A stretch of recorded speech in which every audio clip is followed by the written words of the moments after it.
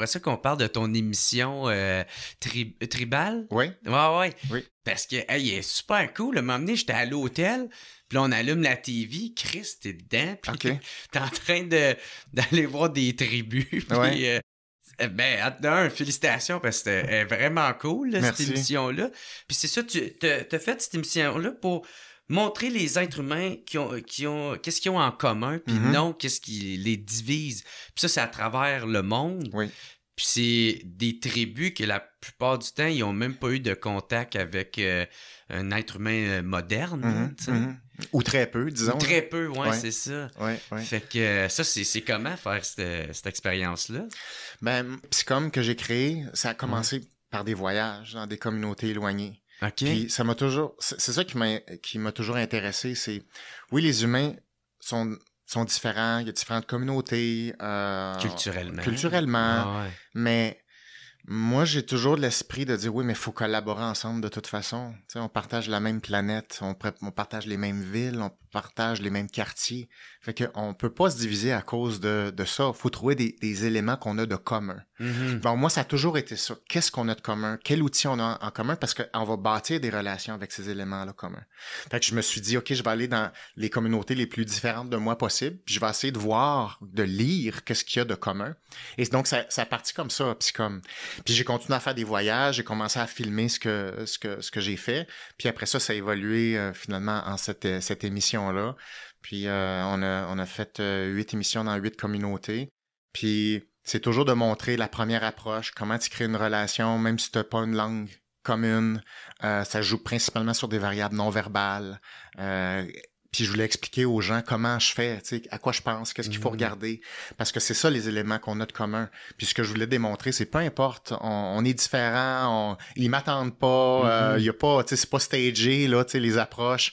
Mais tu peux créer des relations, même si on se comprend pas, tu peux créer quelque chose de façon interpersonnelle, en dehors du langage verbal. Puis après ça, tu peux t'intéresser, OK, la culture est structurée comment? Puis en quoi une culture vise à protéger des besoins humains universels. Parce qu'une culture d'une société, c'est comme une espèce de personnalité. Mais c'est une personnalité ou une culture qui vise à assouvir des besoins que tous les humains ont, mais de différentes façons. Et donc, moi, c'est ça que je trouvais intéressant, c'est qu'il y a plein de cultures dans le monde, ils ont toutes leurs forces, et c'est pas les mêmes forces, mais on est capable d'apprendre beaucoup d'une culture à l'autre. Qu'est-ce qui t'a le plus marqué? Ah, mais il y a beaucoup de choses. C'est la gestion de la douleur. Dans notre culture, on a une aversion pour la douleur ou l'inconfort. Quand tu t'en vas dans ces sociétés-là, c'est comme si eux autres ils ont plus de douleur physiquement tous les jours, mais tu sens pas que ça se transforme en souffrance. Garde le sourire, c'est normal, mais sont comme habitués d'endurer une partie de douleur que nous autres, on a comme complètement évacuée. Et ça, je pense que faut faire attention à ça parce qu'on vit dans un monde très inconfortable. Puis, plus on travaille à éviter toute forme d'inconfort, ça nous rend de plus en plus fragiles, puis on essaie d'éviter toutes les formes d'inconfort, ce qui est pas toujours bon. Donc, ta solution, ça serait quoi? C'est de la confronter Oui, ben ça prend des objectifs qui sont clairs, puis oui, après ça, aller vers des zones d'inconfort. Donc, dans des sociétés moins modernes, disons, la survie, c'est de base. Se nourrir, c'est de base. Avoir une famille, c'est de base. Mais les buts sont clairs. Donc, ils savent pourquoi ils se battent. Ils savent pourquoi ils endurent plein de choses à journée longue. Le sens est là. Ça les rend forts. Ici, dans notre culture, on a tellement de possibilités que les buts sont pas clairs et le sens est pas fort. On donc, finit par se perdre. Genre. Tu te perds, mais si tu te perds, tu peux pas être courageux et tu peux pas endurer de la douleur parce que ça va se transformer en inquiétude, en souffrance, en impuissance. Donc, ce qu'il faut comprendre, c'est, OK, on a beaucoup de choses à apprendre de ces cultures-là, c'est-à-dire, ça prend des objectifs qui sont hyper clairs. Il faut aller vers le défi, comme eux autres, parce que c'est ça qui nous a amenés jusqu'à aujourd'hui.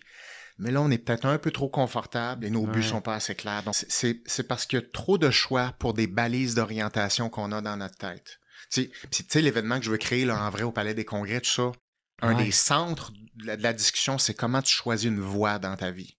T'en as 1001 chemins possibles. Quel est le bon chemin pour toi là? Comment tu t'engages dans ce chemin-là? Puis comment tu fais pour pas regretter?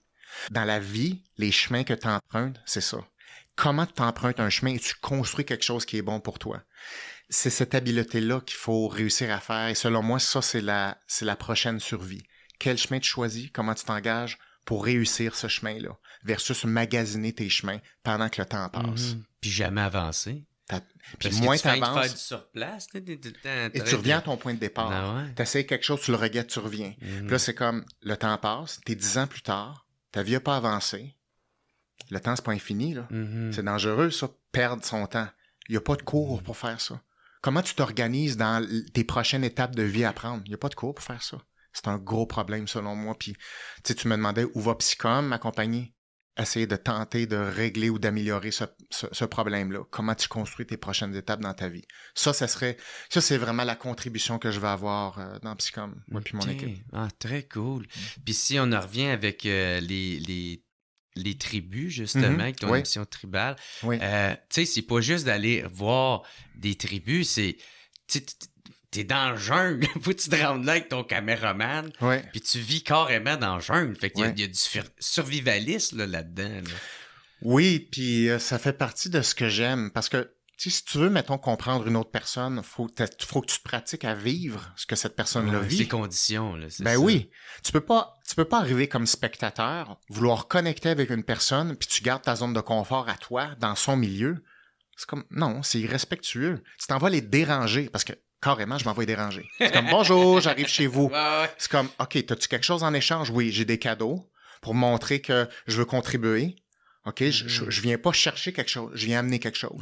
Puis en plus, je viens amener ma volonté d'apprendre chez vous. Donc, j'amène mon écoute, puis j'amène ma volonté de vivre comme vous autres pour essayer de vous comprendre, puis créer des relations positives. Puis tu veux amener quelque chose. Donc, si tu veux amener quelque chose, il faut que tu te mouilles. Tu t'en vas pas dans une société pour prendre juste ce que t'aimes, puis transporter une partie de la société auquel t'appartiens. C'est comme, non. C'est toi qui s'en va déranger, ben c'est toi qui t'adaptes. Donc moi, c'est la démonstration que je voulais faire. C'est comment tu fais un processus d'intégration qui est respectueux. Puis je pense que ça se fait. Ça se fait tout à fait. Mais ça part par, est-ce que ça t'intéresse d'apprendre la culture là-bas? Est-ce que ça t'intéresse de la vivre? Ouais, c'est ça. Donc, il faut que tu aies cette discussion-là avec toi. Il y en a qui allaient là, c'est juste pour évangéliser des tribus. Là, il y en a un qui s'avait fait shooter une flèche. C'était comme un prêtre. Un dude, c'est sûr, qui voulait aller... Ça, c'est Sentinelle-Nord, ça. L'île de Sentinelle-Nord. Ouais.